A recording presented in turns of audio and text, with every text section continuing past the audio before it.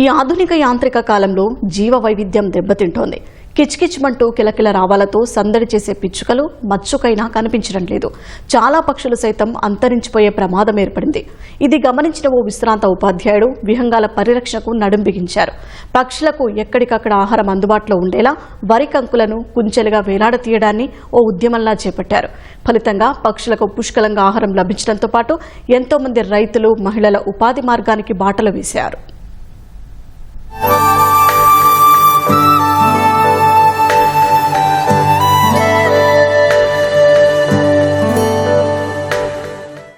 వీటిని చూడండి, ముత్యాల హారంలా చూడముచ్చుటైన అల్లికతో ఎంత ఇంపుగా ఉన్నాయో. బుజ్జిబుజ్జి పక్షుల కోసం తయారు చేసిన ఆహార ఆభరణాలంటే ఆశ్చర్యంగా ఉంది కదూ. వీటికి ప్రాణం పోసింది ఇక్కడ కనిపిస్తున్న విశ్రాంత ఉపాధ్యాయుడు పోలుపర్తి దాలినాయుడు. కాకినాడ జిల్లా తునికి చెందిన ఈ మాస్టారు ప్రకృతి ప్రేమికుడు. ఉద్యోగ విరమణ తర్వాత హరిత వికాస్ ఫౌండేషన్ పేరుతో పిచ్చుకల సంరక్షణ, పర్యావరణ పరిరక్షణ కోసం విశేష కృషి చేస్తున్నారు. ఆ సంకల్పంలో నుంచి పుట్టుకొచ్చిన ఆలోచనలతోనే ధాన్యం గింజలకు సరికొత్త హంగులద్దారు.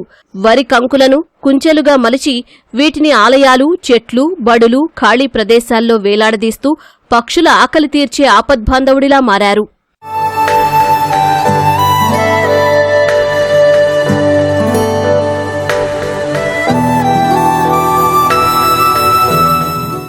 పండించిన పంటను అలాగే అమ్మితే పెట్టుబడి కూడా రాదు.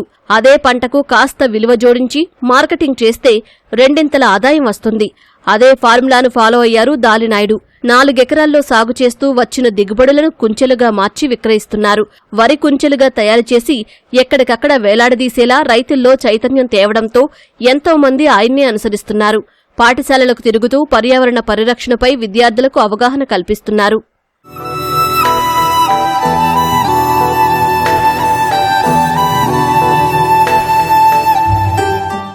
తొండంగి నుంచి వచ్చేటప్పుడు వలసపాకల్లో సుబ్బారావు గారని గుళ్ళ కట్టేవాడు కుంచెలు. కట్టుతున్నప్పుడు నాకు కుంచెలు తెలియదు అప్పుడు కట్టడం. ఆయన నుంచి కుంచెలు నేర్చుకున్నాను. నేర్చుకుని దీన్ని ఒక పైలట్ ప్రాజెక్టుని తీసుకుంటే బాగుంటుంది అని ఒక లక్ష్యంతో 2019 జూన్లో రిటైర్ అయిన తర్వాత Haritha Vikas foundation social organisation start చేసి 2020 నుంచి మనం దీన్ని పూర్తి స్థాయిలో కుంచెలు కట్టడం. అలాగే కొలిమేరులో ఒక 12 మంది మహిళలతో స్టార్ట్ చేసాం ముందు.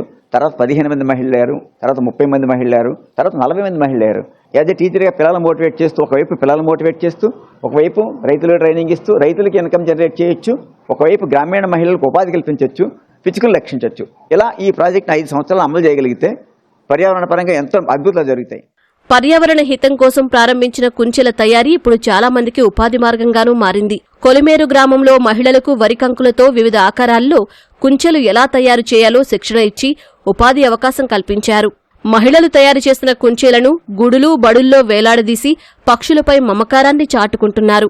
ఇటీవల జరిగిన అంతర్జాతీయ జీవ వైవిధ్య సదస్సులో పాల్గొన్న ఉప ముఖ్యమంత్రి పవన్ కళ్యాణ్ హరిత వికాస్ ఫౌండేషన్ సేవలను ప్రశంసించారు. రైతులు ఒక ఎకరం పొలంలో ధాన్యం పండిస్తే మిగిలేది 10,000-20,000 మిగులుతుంది, గట్టే మిగులుతానండి. అదే ధాన్యం గుంచులు తయారు చేస్తే రైతు ₹1,00,000 ఆదాయం రావచ్చు, చూపించవచ్చు. ఎలా అంటే ఒక ఎకరం పొలంలో 2,250 కుంచులు తయారవుతాయండి. 30 బస్తాలు పండితే, అదే 20 బస్తాలు పండితే తగ్గుతాయి. అలా అనమాట అండి. అలా యావరేజ్ మీద చూస్తే రైతుకి ఎకరంలో ₹1,00,000 ఇవ్వచ్చండి. ఎలా అంటే ప్రాక్టికల్గా నేను చేసిన ఎక్స్పీరియన్స్, నా ఎక్స్పెరిమెంట్ చేశాను కాబట్టి చెప్తున్నాను సార్. నేను ఏం చేశానంటే మొదటి సంవత్సరం ఒక ఎకరం మాత్రం తీసుకున్నాను. తర్వాత అలా ఎక్స్టెండ్ చేశాను. ఈ సంవత్సరం 4 acres తీసుకున్నాను సార్. 4 acres తీసుకొని చేస్తే నాకు చాలా ఎక్స్పీరియన్స్ వచ్చింది. ఇప్పుడు రైతులకి మనం భరోసా ఇవ్వచ్చు అనే నమ్మకం కలిగిందండి. మన ఖర్చులు పోను, మిగతా ఇన్కమ్ జనరేట్ అవుద్ది కొంత. నేను ఆ ఇన్కమ్ తోటే, వచ్చిన ఇన్కమ్ తోటే నేను ఈ మన సంస్థను నడుపుతాను. నేను గుళ్ళో ఫ్రీగా కడతాం, వివాహ వేడుకల్లో ఎవరికైనా గిఫ్ట్లు ఇచ్చేటప్పుడు ధాన్యం కుంచెలు ఇస్తాం, మొక్క లేక ధాన్యం కుంచెలు ఇస్తాం. ఇదొక దీన్ని ట్రెండ్గా తీసుకెళ్దామని. హరిత వికాస్ ఫౌండేషన్లో ప్రాణం పోసుకున్న వరి కుంచెలను ఆటోల్లో అలంకరించి అమ్మకాలు చేస్తున్నారు. వాట్సాప్లో ఆర్డర్లు తీసుకుని దూర ప్రాంతాలకు పంపించి ఆదాయాన్ని ఆర్జిస్తున్నారు. పర్యావరణానికి మేలు చేస్తూనే ఎంతో మందికి ఉపాధి చూపిస్తూ ఆదర్శంగా నిలుస్తున్నారు.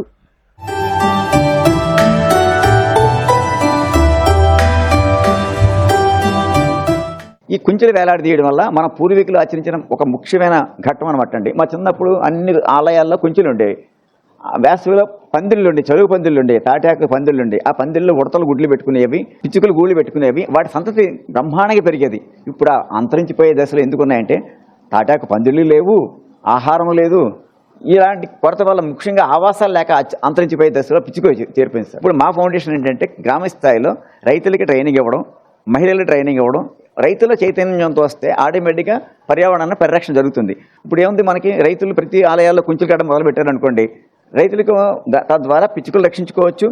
మనిషి భూమి మీదకి వచ్చినప్పుడు భూమాత రుణం తీసుకుని వెళ్ళిపోవాలండి, ఒట్టిగా వెళ్ళిపోకూడదు. మొక్కలు నాటాలి, పర్యావరణానికి మేలు చేయాలి.